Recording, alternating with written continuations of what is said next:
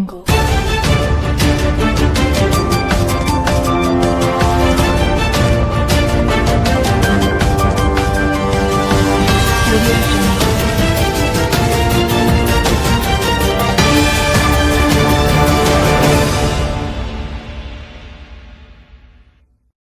का वक्त दिया था शैलेंद्र सरकार ने कि हम जैसे ही सरकार में आएंगे 90 दिनों के भीतर जितनी भर्तियां अटकी पड़ी हैं सबको क्लियरेंस दे देंगे, क्लीन चिट दे देंगे। लेकिन उम्मीद है लोगों को कि आज इतना वक्त हो गया लेकिन अभी तक किसी की नजर क्यों उन बेरोजगारों पर बिल्कुल नहीं जा प्रज्ञा, रही है? ये युवाओं का धैर्य ही था जो इतने दिन तक वो संयम बरतते रहे, लगातार वो दुश्वारियों का सामना कर रहे थे, लेकिन उन्होंने आवाज लोकतांत्रिक तरीके से ही बुलंद की। लेकिन खास बात प्रज्ञा ये भी है कि बेरोजगारों की इस समस्या को, इस हालात को अब विपक्ष ने भी समझा है। जो अभी तक सुस्त पड़ा हुआ था, चाहे सपा की बात कर लें चाहे कांग्रेस की बात कर लें, उन्होंने समझा कि ये वो वर्ग है जिसकी आवाज बनना बेहद जरूरी हो गया और तब ये आह्वान किया गया और तब आज इस तरह का आयोजन हो रहा जिससे सरकार तक ये आवाज, ये स्थितियां, ये मजबूरियां पहुंचाई जा सके। देखिए शैलेंद्र, विपक्ष का सबसे जरूरी काम जो है वो ये है कि जनता की आवाज उठाना, सरकार की आंखें खोलना, सरकार की गलतियों को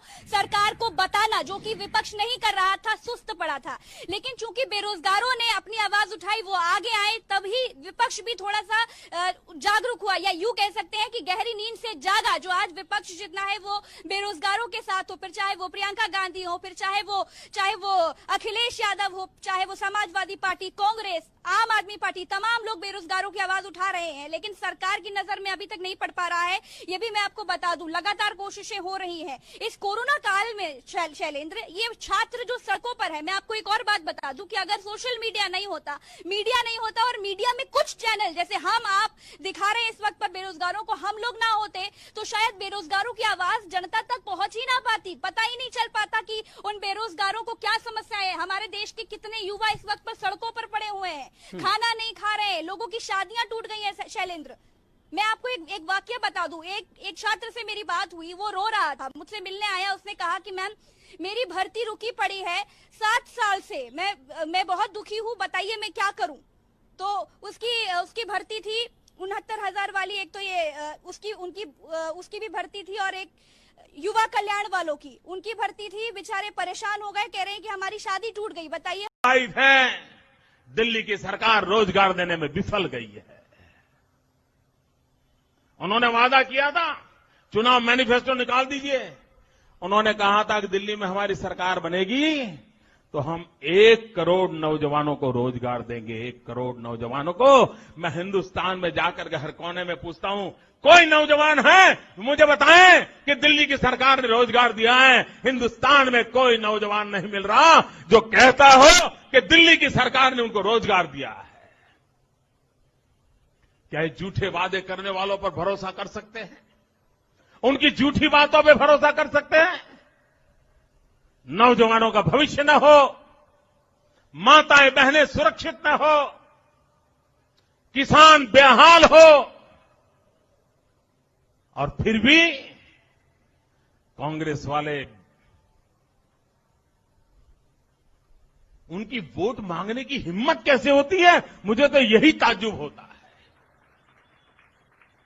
अरे बेशर्मी की कोई हद तो होती है कि नौजवान रोजगार के लिए लालायित है, दिल्ली की सरकार रोजगार देने में विफल गई है।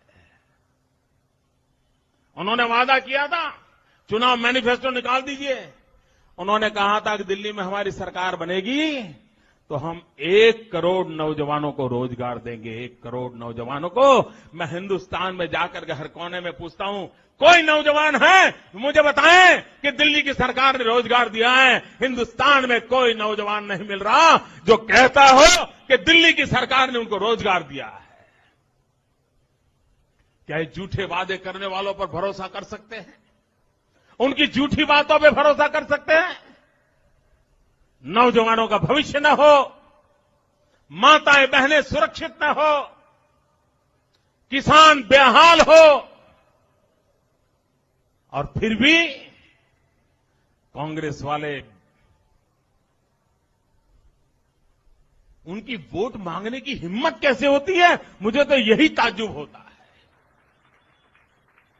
अरे बेशर्मी की कोई हद तो होती है कि नौजवान रोजगार के लिए लालायित है, दिल्ली की सरकार रोजगार देने में विफल गई है।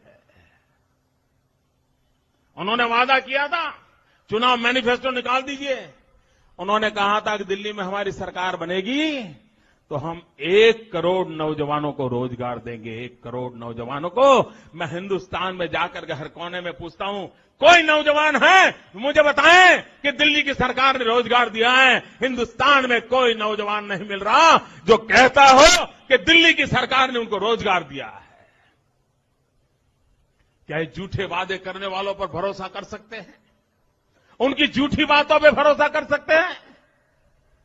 नौजवानों का भविष्य। आपको अपने उस बयान पर पछतावा है कि नहीं है? मैं आपके माध्यम से एबीपी के सभी श्रोताओं को कहना चाहता हूं कि मैं सच्चाई के साथ सबके बीच में बात कह रहा हूं और बहुत सी बातें दोहराने की जरूरत नहीं है। और अखबार वाले जिस ढंग से सवाल जवाब करते हैं, बहुत सी बातें समझ में आती हैं। हमारी जवाबदेही देशवासियों के साथ है और हम देश को बांटने का काम नहीं करते हैं, उत्तर या दक्षिण की बात नहीं करते हैं। हमारे लिए जितने प्यारे उत्तर के हैं उतने ही दक्षिण के हैं। और मैं बरेली से फिर से रिपीट करना चाहता हूं, लगातार 8 बार चुनकर आया हूं, इसलिए मैं नब्ज को उत्तर भारत की समझता हूं। मेरा आपसे आग्रह है, आप उस ढंग से सवाल करें जिससे देश का भी भला हो और समाज का भी भला हो। आपका रोजगार बहुत बहुत कैसे मिलेगा धन्यवाद। सर? ये गलत बात है। आप मेरा सवाल तो सुनिए गंगवार साहब। जब सीधा सवाल पूछा जाता है तो जलेबी की तरह जवाब दिया जाता है, जिसे ना जनता समझ पाएगी और ना जनता की तरीके से और रिप्रेजेंट करते हुए जो सवाल पूछ रहा है उसे